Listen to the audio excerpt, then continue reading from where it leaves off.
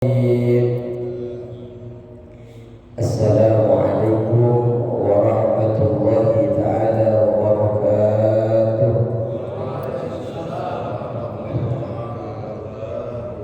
Bismillahirrahmanirrahim. Alhamdulillahi rabbil alamin. Wassalatu wassalamu ala rasulillah Muhammad ibn Abdullah wa ala alihi wa sahbihi ajma'in. Rabbana la ilma lana illa ma 'allamtana innaka antal alimul hakim. Rabbi shrah li sadri wa yassir li amri wahlul 'uqdatam min lisani yafqahu qawli, amma ba'd. Yang kami hormati Ketua DKM Masjid Al-Hidayah, para pengawas, para penasehatnya, para aparatur daerahnya, para ajengan, para hujjaj, para asatid yang hadir pagi hari ini. Semoga panjenengan hadirnya di majelis di Masjid Al-Hidayah ini setiap langkahnya diberikan kebaikan oleh Allah Subhanahu wa taala dan dijadikan amal saleh yang kelak bisa menyelamatkan kita semua. Amin ya rabbal. Bismillahirrahmanirrahim. Qala musannif rahimahullahu taala wa nafa'ana bi 'ulumi fid dharain. Amin. Sebelumnya 2 bulan yang lalu kita membahas tentang niat. Sebelum kita melakukan apapun harus benahi niat. Niat di dalam menuntut ilmu. Karena setiap sesuatu dalam amal kebaikan itu mesti dimulai dari ilmu. Ilmu yang kita cari mesti dimulai dengan niat yang baik. Mesti, kata Imam Ghazali, antara kita dengan Allah itu niatnya hanyalah Allah. Niat kita di dalam menuntut ilmu, baik di Masjid Al-Hidayah ataupun di luar sana, bermacam-macam istilah, ada liqa, ada pertemuan, ada majlis, ada taklim dan semuanya. Apapun istilahnya itu, pertama kali di dalam menuntut ilmu yang harus ada adalah niat yang baik karena Allah Subhanahu wa ta'ala. Kemudian kita harus tahu setelah niat yang baik yang mesti ada di dalam niat itu adalah Allah, atau niat karena agar kita selamat di akhirat nanti, maka kita semua harus tahu pula bahwasanya ilmu itu akan melahirkan yang namanya hidayah, akan melahirkan petunjuk daripada Allah Subhanahu wa ta'ala. Maka kita harus tahu bahwa hidayah yang selalu kita berdoa kepada Allah, ihdinas siratal mustaqim, berikanlah petunjuk ya Allah. Petunjuk yang selalu kita minta itu pada dasarnya adalah buah daripada ilmu. Kalau kita tidak belajar ilmu, jangan harap kita punya hidayah. Orang bisa berangkat ke masjid untuk melaksanakan sholat karena dia berilmu akan keberadaan Tuhan, akan pentingnya Allah di dalam diri kita. Kita menyadari dengan ilmu kita bahwasanya yang menciptakan kita, yang menciptakan sehat kita, yang menciptakan ketentraman dalam hidup kita, hidup dan mati kita adalah Allah Subhanahu wa ta'ala. Karena pengetahuan inilah kemudian lahirlah yang namanya hidayah. Karena hidayah sudah ada, petunjuk sudah ada, akhirnya walaupun berat kita melangkahkan kaki kita ke Masjid Al-Hidayah ini. Hidayah itu ada karena merupakan pengetahuan atau ilmu yang ada di dalam diri kita. Hidayah itu ada permulaannya dan ada puncak atau akhirnya.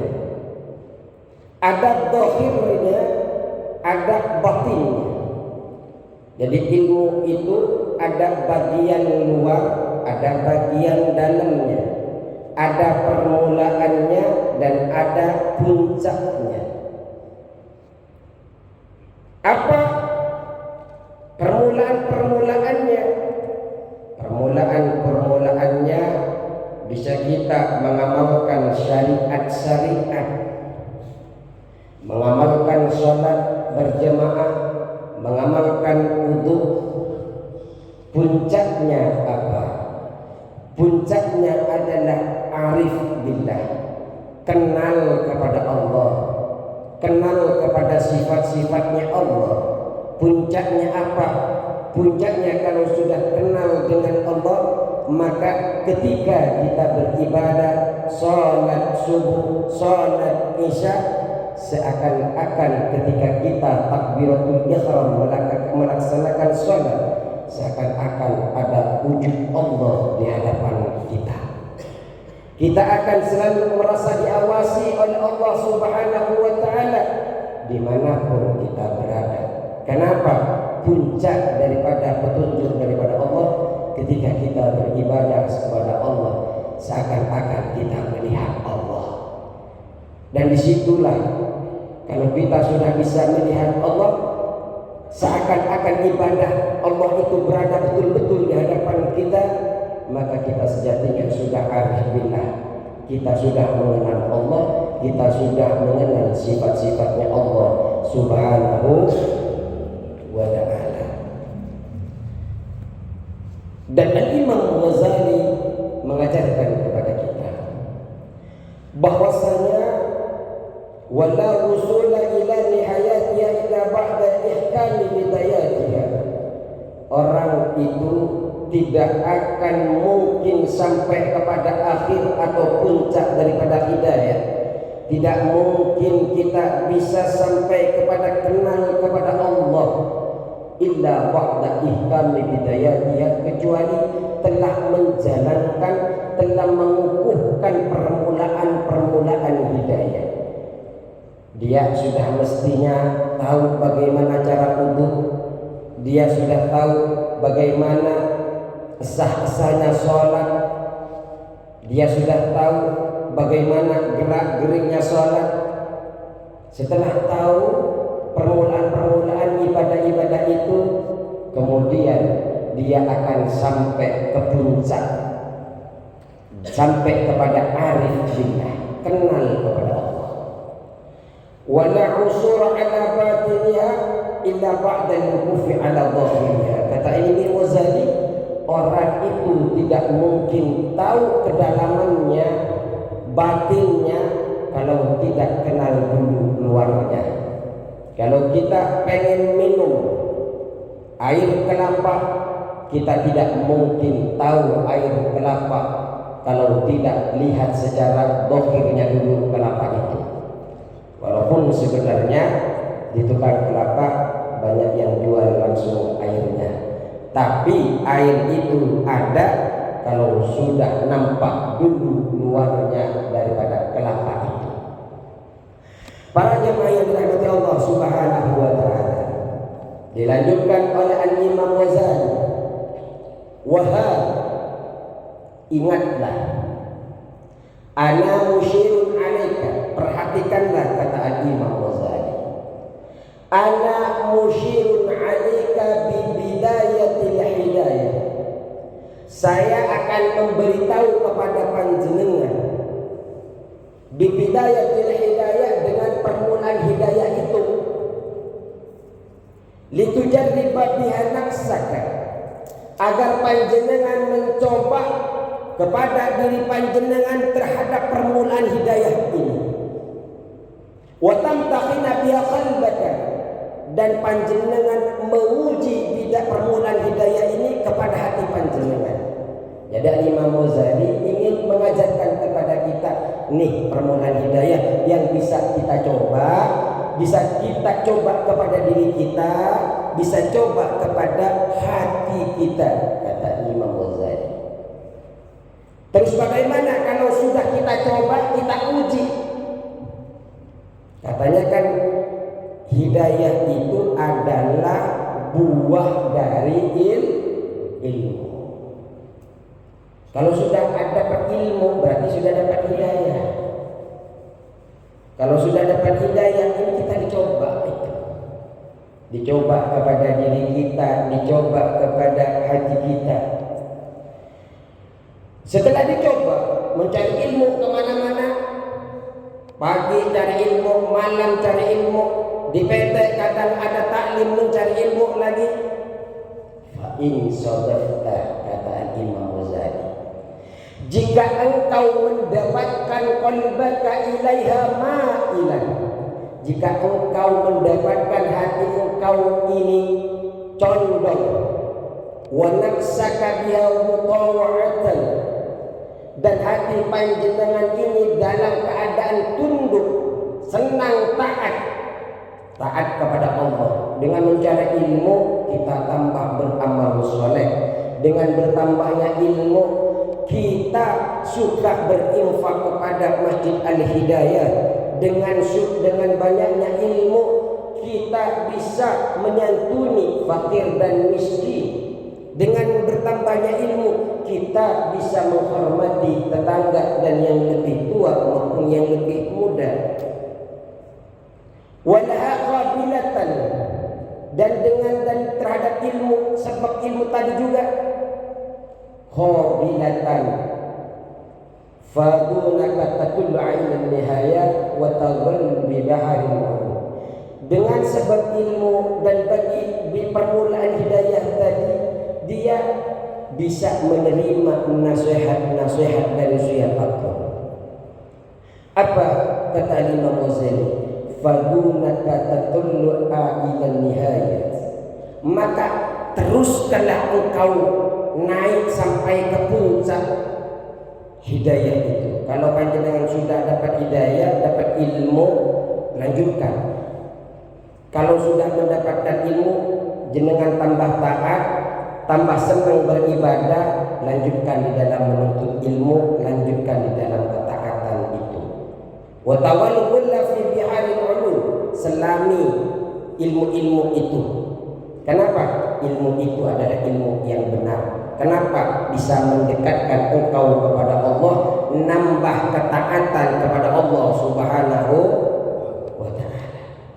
Ketika panjenengan coba ilmunya, kok tambah taat saya ini, kok saya senang tambah bersedekah, kok saya tambah ingat akhirat, kok saya tambah ingat mati. Oh, itu berarti ilmunya ilmu yang benar. Lanjutkan mencari ilmu. Wa in sadaqta qalbaka, jika engkau mendapati hati panjenengan, hati engkau inda muwajahatika, ketika menghadapi engkau kepada bidayatul hidayah, kepada permulaan hidayah itu, biha, sebab hidayah itu, sebab permulaan hidayah bil ilmu, sebab bidayah permulaan hidayah itu musawwifan, sering nunda-nunda. Jadi panjenengan ngaji kemana-mana, tapi setelah ngaji kok sering nunda-nunda beramal. Wabil amal bimuqtadaha mumatilan, dengan sebab kehendak bidayah permulaan hidayah itu mematilah, menunda-nunda, suka berjanji. Contoh, nyari ilmu kemana-mana, banyak ilmunya, pengen sholat tahajud, sudah ngeset sholat tahajud jam 3 malam, bangun. Setelah bangun, dia alarm hidup, bangun. Setelah bangun, tidak langsung melaksanakan sholat. Apa yang dia lakukan? 10 menit lagi, 10 menit lagi. Padahal dia punya ilmu. Gara-gara ilmunya, oh nanti kalau 10 menit lagi saya akan lebih mantap lagi ibadah, saya lebih ini lagi. Yang suka nunda-nunda begitu berarti dia itu ada masalah di dalam menuntut ilmunya. Mau bersedekah, nunda-nunda lagi, bulan depan, 2 bulan lagi, 3 bulan lagi. Kalau suka menunda-nunda di dalam ketaatan, padahal dia sudah banyak ilmunya, maka evaluasi ilmu yang ada, jangan-jangan ilmu yang ada di dalam dirinya dengan Allah tidak tersambung. Jangan-jangan niatnya bukan karena Allah Subhanahu wa ta'ala. Karena kalau kita mencari ilmu karena Allah setelah didapat dan punya kelebihan harta, punya kelebihan tenaga, biasanya pengen cepat-cepat diamalkan kepada Allah Subhanahu wa ta'ala. Fa'lam anna nafsaka al-ma'ilat ila talabil ilmi. Ketahui, kalau kita sudah banyak ilmu, kata Imam Ghazali, tapi suka nunda-nunda kebaikan, sudah nunda-nunda ketaatan, fa'lam, ketahuilah, kata Imam Ghazali. Apa yang harus diketahui? Anna nafsakal ma'ilata ila talabil ilmi, bahwa diri kita, diri panjenengan ini di dalam condong mencari ilmu, di dalam sukanya mencari ilmu, hiya nafsu ammarah bisu, bahwa nafsu panjenengan, diri panjenengan ini tunduk kepada nafsu ammarah. Nafsu itu ada 3, Pak, pada dalam Al-Quran. Ada nafsu ammarah, inna nafsa la ammarah bisu, bahwa nafsu itu mesti akan mengajak kepada keburukan. Yang kedua ada namanya nafsu lawwamah. Nafsu lawwamah itu biasanya meratapi yang sudah berlalu. Seandainya saya dulu tidak pindah ke Blok C, seandainya saya tidak menikahi itu, seandainya saya tidak bekerja di situ, mungkin sekarang sudah begini, begitu, begitu. Seperti itu. Itu nafsu lawwamah. Kalau sudah ada kalau itu tidak baik, berarti sudon kepada pembagiannya Allah, tidak terima kepada kepastiannya Allah Subhanahu wa ta'ala. Ada yang ketiga namanya nafsu mutmainnah. Ini nafsu yang baik. Karena ngajak ke masjid, ngajak sholat, semangat ibadah. Ini nafsu lawwamah. Biasanya kalau doa sering dibaca nafsu lawwamah.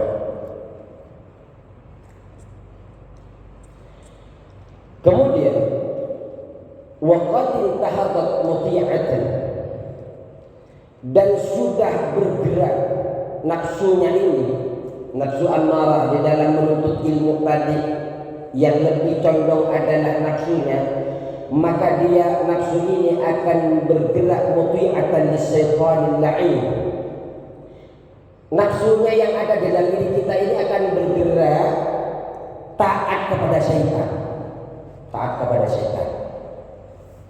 Jadi setan itu nanti liyudliyaka bihadli ururi. Setan ini nanti akan mengulur-ulur dengan tali tipu dayanya setan. Fayastadrijuka bimakidati ila ghamratil halaki. Setan ini akan mengambil pelan-pelan menipu kita kepada kesengsaraan, kebinasaan.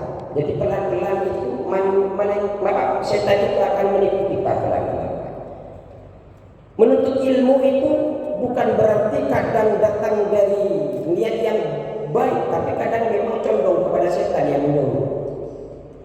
Walaupun yang dicari adalah ilmu agama. Wa qasduhu ayyurawwij 'alaika syarra fi ma'ridil khair. Setan itu, Pak, maksud daripada setan kepada kita ini memasukkan kepada kita kejelekan, keburukan melalui menampakkan kebaikan. Hatta yalquka, hatta yulhiquka, sehingga kita bertemu, sehingga mempertemukan setan kepada kita semua bil ahsanina a'mala, dengan sejelek-jeleknya, serugi-ruginya perbuatan. Contoh, kita disuruh berangkat ke masjid. Setan itu bisa nyuruh kita kebaikan, Pak. Yuk berangkat ke masjid. Berangkat ke masjid itu baik, Pak. Tapi setelah nyampe ke masjid, dirubah niatnya oleh setan. Oh, kemarin ada yang ceramah. Apa yang ceramah? Ambillah yang baik, tinggallah yang jelek. Akhirnya nyampe ke masjid, setan nyuruh, ambil yang baik-baik, yang bagus-bagus, sandalnya orang itu. Sandalmu yang jelek tinggalkan saja. Yang tadinya ke masjid itu niatnya baik, mau berjemaah, di tengah perjalanan tukar sandalmu, lumayan buat pergi kondangan. Ini. Alladzina dhalla sa'yuhum fil hayati dunya. Alladzi dhalla sa'yuhum fil hayati dunya. Kita ini akan dipertemukan oleh setan nanti, menempatkan dengan wujud kebaikan, tapi dipertemukan dengan amal-amal yang rugi. Siapa orang-orang yang beramal rugi itu? Yang usahanya, orang-orang yang usahanya itu berada di dalam kesesatan, di dalam hidup di dunia. Wa hum yasabuna annahum yusinuna, mereka ini orang yang menduga bahwa dirinya ini berada di dalam kebaikan. Contoh lagi. Salat itu sepakat baik atau tidak, Pak? Baik. Salat itu baik, Pak. Di dalam syariat Islam itu ada 3 waktu sampai 5 waktu itu diharamkan oleh Allah Subhanahu wa taala. Minimal itu adalah makruh tahrim. Makruh yang berpotensi menimbulkan dosa. Kita sepakat bahwa sholat itu baik, bahwa ibadah itu adalah baik. Tapi ternyata dia selalu dicokoki oleh setan, ayo sholat. Karena ketidaktahuan dia di dalam syariat, hanya senang beribadah saja tanpa dia tahu tentang ilmu. Makanya hadis Rasulullah SAW itu ada, Pak, mengatakan begini: al-alimu habibullah, orang yang tahu itu adalah kekasihnya Allah, walau kana fasiqan, walaupun dia itu orang yang pendosa. Wal jahilu aduwwullahi walau kana 'abdan, orang yang bodoh itu adalah musuhnya Allah walaupun dia orang yang ahli ibadah. Karena kadang ibadahnya ini dia beranggap sudah baik, tapi ternyata dia posisinya berada di dalam amal yang rugi. Contoh, tadi kita kembali lagi bahwa sholat ini sepakat baik, tapi ternyata dikerjakan di waktu-waktu yang tidak baik, bukan mendapatkan pahala tapi mendapatkan dosa. Kapan Ustaz waktu-waktu yang tidak baik, yang waktu haram kata ulama, atau minimal di dalam perbedaan ulama makruh tahrim, makruh tapi menimbulkan dosa? Karena makruh ada 2, Pak. Ada namanya makruh tanzih, dibenci tapi tidak berpotensi dosa. Ada yang kedua makruh tahrim, makruh tapi berpotensi dosa. Contoh sholat. Sholat yang dilarang, waktu-waktu yang dilarang itu setelah subuh. Setelah subuh sekarang ini, Pak, sholat sunnah mutlak itu haram. Minimal makruh tanzih setelah subuh. Kemudian ketika terbit matahari, pas terbit matahari itu haram, Pak. Ketika sholatnya sholat mutlak. Makanya ketika orang itu sholat subuh, jangan pas sholat terbitnya, berikan jeda 15 menit sampai 25 menit. Qadra ramhin, kata ulama di dalam kitab-kitab fikih. seukuran satu tombak. Seukuran satu tombak itu 15 menit atau 25 menit setelah terbitnya matahari. Saya lihat ada beberapa masjid itu ketika terbit matahari langsung sholat. Wah, itu ketika terbit itu makruh tahrim. Makruh yang berpotensi haram. Sholatnya baik, tapi karena tidak mengetahui ilmunya, bukan malah baik, tapi diharamkan oleh Allah Subhanahu wa ta'ala. Ya haram itu ketika sahabatnya itu datang belakangan, Pak. Di dalam ibadah itu kan ada beberapa, Pak. Ada yang sababnya bersamaan dengan ibadahnya, ada yang sababnya duluan, kemudian ibadahnya datang, ada yang ibadah dulu, sababnya belakangan. Contoh, sabab yang duluan, karena memang yang tidak dibolehkan oleh Allah itu dalam waktu-waktu yang 5 adalah sababnya yang belakangan dan yang tidak memiliki sabab sama sekali. Contoh, kalau sabab yang dulu, yang sebabnya datang duluan, kita mau sholat tahiyat masjid, kira-kira sababnya duluan apa ibadahnya duluan? Sabab duluan atau ibadah duluan? Sabab duluan. Karena kita masuk masjid, sabab masuk masjid, kita sholat tahiyat masjid.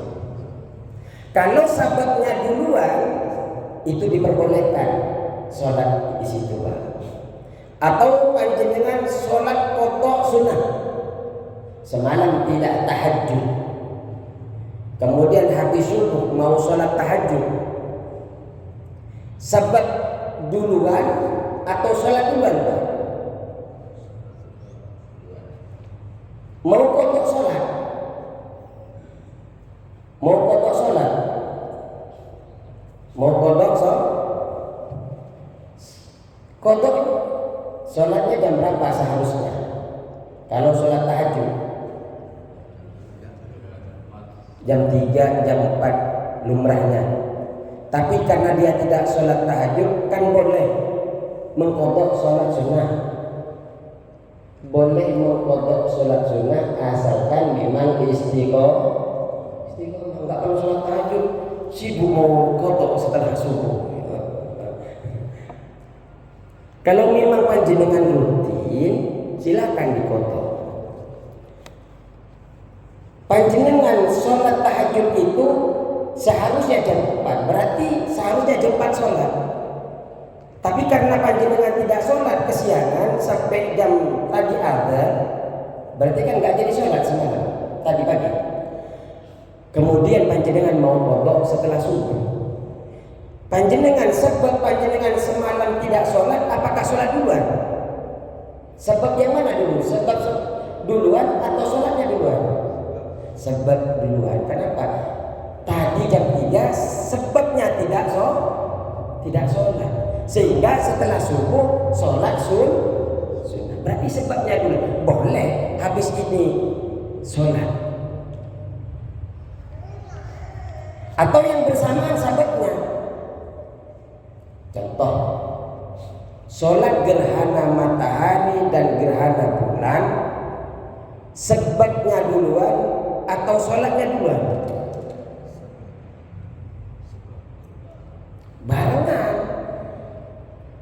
Karena ketika keluarnya gerhana, pas keluar itu memang sudah takbiratul ihram. Enggak kemudian panjenengan jam 12 siang gerhana matahari,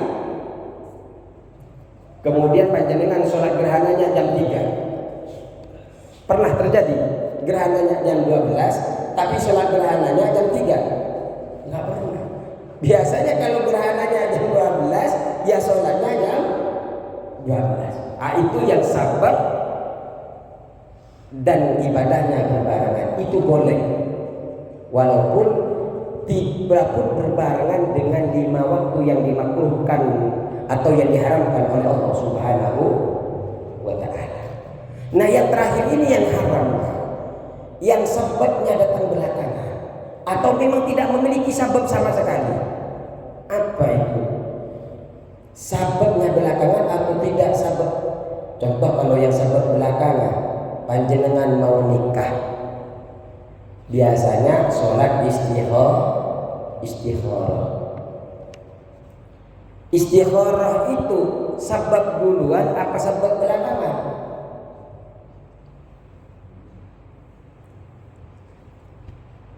Karena sudah nikah jadi tidak ada kepikiran nikah lagi. Umpamanya panjenengan mau buka usaha, Pak. Usahanya kan belum buka karena mau buka sebulan lagi. Panjenengan mestinya tempat itu biasanya istikharah. Apakah tempat itu bagus? Apakah usahanya bagus untuk dimulai? Panjenengan itu istikharah untuk tempat itu, istikharahnya duluan apa sebabnya belakangan? Nah, istikharah dulu. Berarti ibadahnya duluan, kemudian alasan ibadahnya itu belakang. Nah, itu yang disebut dengan sebabnya belakangan. Nah, kenapa kalau syurut itu kata ulama tetap disebut dengan belakangan atau minimal tidak punya sebab? Karena memang matahari itu timbul itu secara rutin, Pak. Itu bukan sebab. Karena memang secara rutin kalau jam 6 pagi itu memang matahari terbit. Sehingga tidak dihitung oleh para ulama.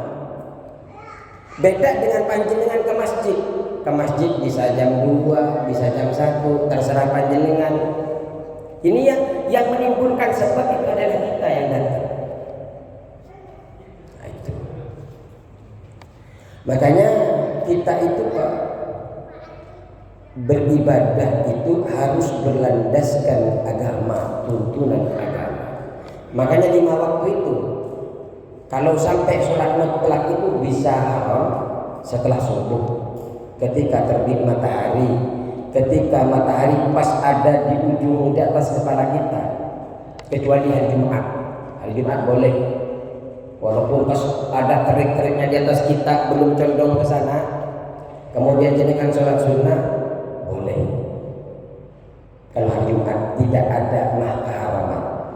Yang keempat adalah setelah asar. Kalau sudah sholat asar, jenengan tidak perlu lagi sholat sunnah mutlak. Pengen ya Allah Ustaz, saya ini memperbanyak amal soleh, sujud kepada Allah. Sujud saja Pak, nggak usah sholat. Karena sholat di situ adalah haram. Kecuali qadha tadi, kecuali qadha. Yang kelima adalah ketika terbenamnya matahari. Dan sebenarnya bukan hanya ibadah sholat, Pak. Sampai memakamkan 3 hari itu tidak diperkenankan oleh Rasulullah SAW. 3 waktu itu, terbitnya matahari, terbenamnya matahari, dan ketika berada di atas kepala kita istiwa itu tidak boleh. Tunggu saja sebentar.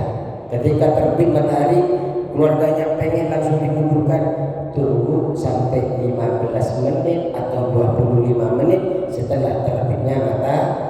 Begitu juga panjenengan mau sholat suruh tunggu 15 menit dari terbitnya matahari. Terus itu ada di dalam kajian fikih. Wa hum yasabuna annahum yusiruna sun'ah.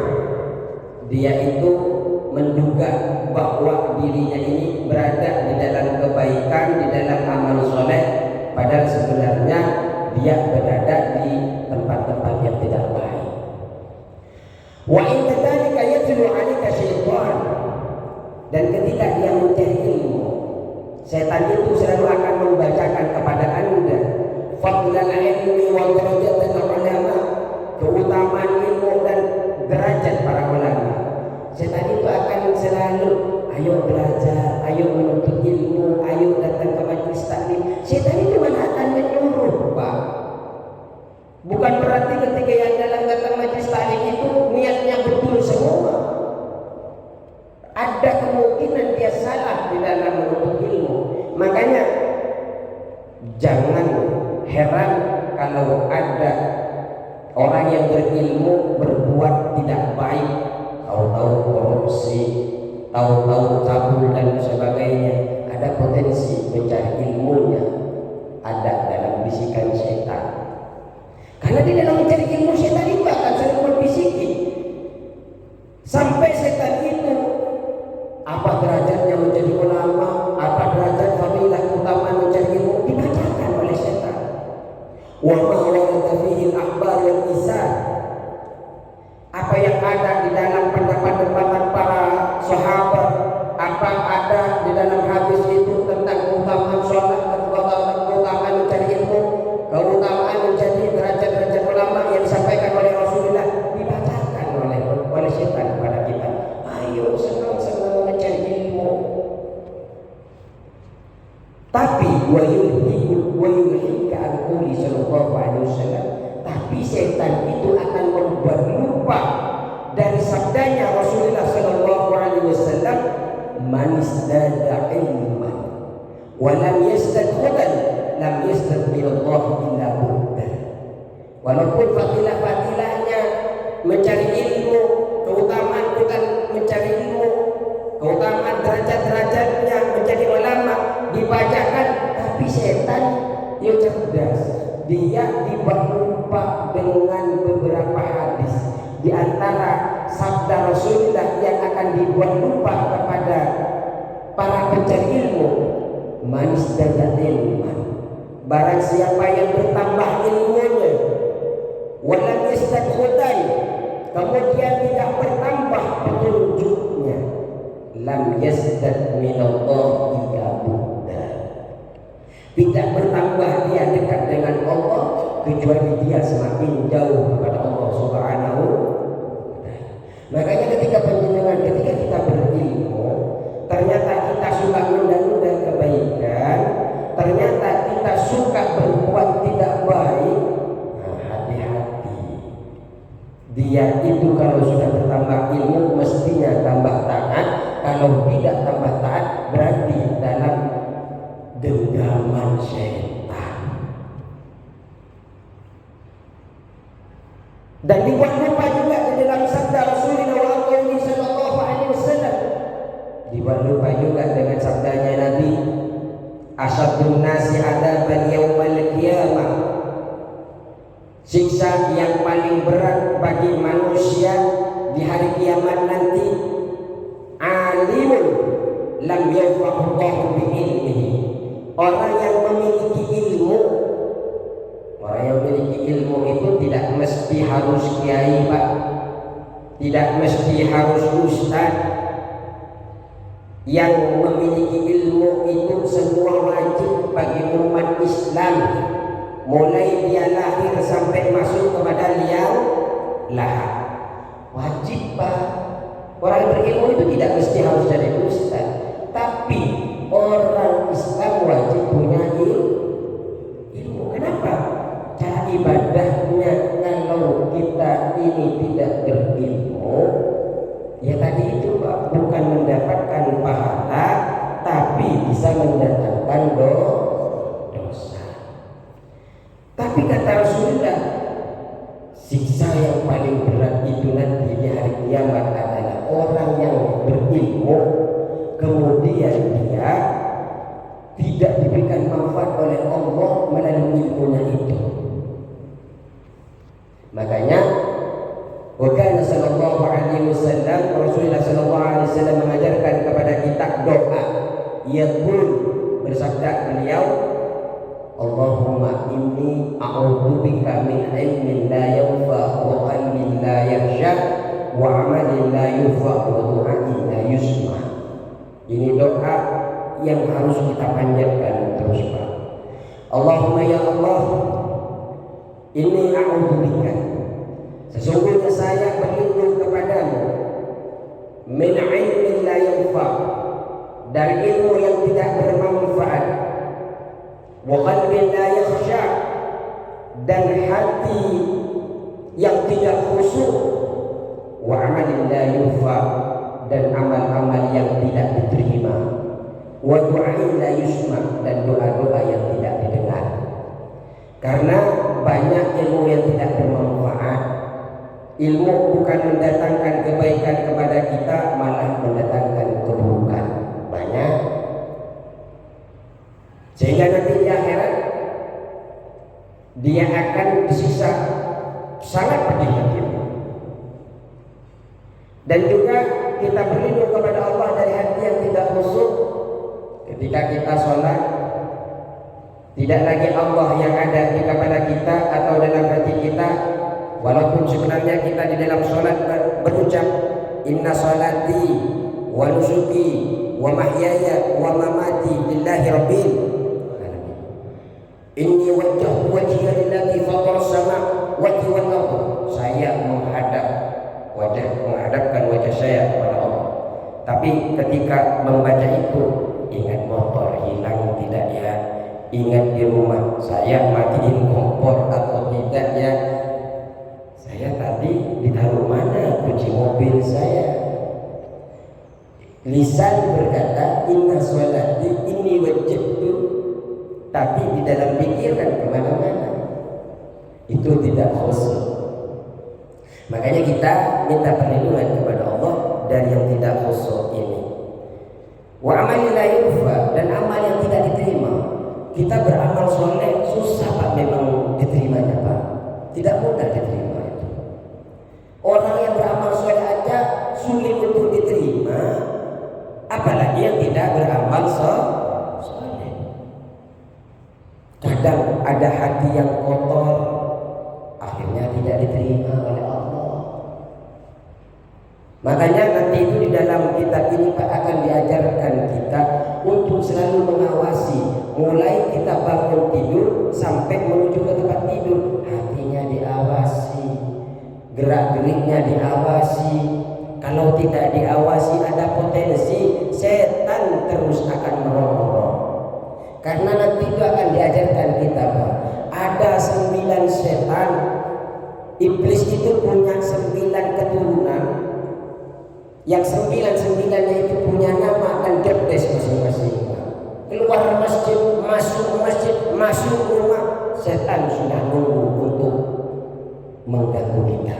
Kalau kita tidak waspada, maka akan masuk ke dalam tipu daya setan. Kalau sudah masuk dalam tipu daya setan, apalagi sampai takabur, ada potensi amal-amal kebaikan kita ini tidak lagi diterima oleh Allah dan juga tidak didengar oleh Allah Subhanahu wa ta'ala. Mungkin cukup segini dulu. Kita akan lanjutkan dengan tanya jawab Ustaz ya. Kalau memang ada tanya jawab, kalau malu bertanya jawab di sini, kita persiapkan tanya jawabnya di luar sana. Insyaallah semoga berkah selalu, kita selalu dalam lindungan Allah, dan bisa mengamalkan ilmu-ilmu yang kita pelajari Pak. Agar apa? Agar tidak termasuk yang disiksa oleh Allah Subhanahu wa taala di hari kiamat nanti. Wallahul muwaffiq ila aqwamit thariq. Wassalamualaikum